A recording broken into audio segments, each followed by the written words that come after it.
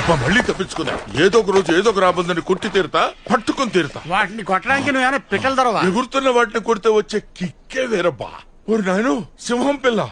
అది సింహం కాదు. అయితే వెళ్ళి గెలి చూడు, నీకే తెలుస్తుంది. అది సింహం కాదు, గొడ్ల గోబా. అది సింహమేరా బాబు. ఇది బలిసిన పిల్లలా ఉంది. నీకు అనుమానంగా ఉంటే ముందుకెళ్ళి చూసొస్తా. హలో, మొహం అడిగింది లేదు, వాసన వస్తుంది. అయ్యి బాబాయ్, సింహమే.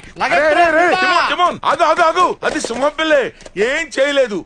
పెద్దోడవుతాడు కదా. ముద్దుగా ఉంది. దీన్ని మనమే పెంచి పెద్ద చేద్దాం. దీన్ని రోజు నేనే బయటికి తీసుకెళ్తా. టాయిలెట్ వస్తే నేనే క్లీన్ చేస్తా. దీనికి అన్ని నేనే అన్ని చూసుకుంటా. ఆడే చేస్తాడు. అందరిని తినేసి లాస్ట్ లో నన్ను నంచుకుంటాడు. కానీ వాడిని మనం పెంచితే పెద్దయ్యాక వాడు మనతో కలిసిపోతాడుగా.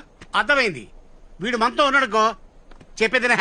సింహం మన ఇద్దరికి బాడీ గార్డ్ అని చెప్పేసి అందరికి తోకెత్తుకుని గర్వంగా చెప్పుకోవచ్చు. అయితే మనతో వాడిని ఉంచేసుకుంటున్నావు. నేను చెప్పింది కూడా అదే. వాడిని ఉంచుకున్నా. మనతోనే ఉంటాడు. నా ఐడియాలు కొట్టేసి